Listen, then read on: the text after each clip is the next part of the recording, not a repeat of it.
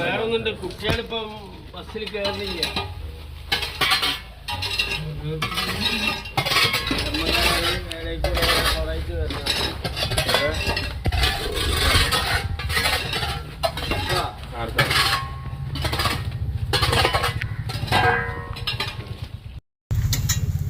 മാക്സവൻ്റെ ഈ ശുചീകരണ പ്രവർത്തനം തീർച്ചയായും ശ്ലാഘനീയമാണ്.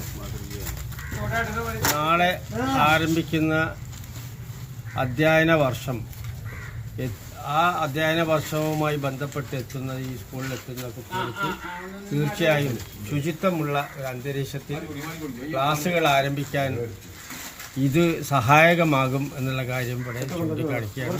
തീർച്ചയായും ഈ മാക്സവൻ്റെ ശ്ലാഘനീയമായ പ്രവർത്തനം ഇനിയും നാൾക്ക് നാൾ വർദ്ധിക്കട്ടെ എന്ന് ആത്മാർത്ഥമായി ആശംസിച്ചുകൊണ്ട് ഇതിൻ്റെ ഉദ്ഘാടനം നിർവഹിച്ചു.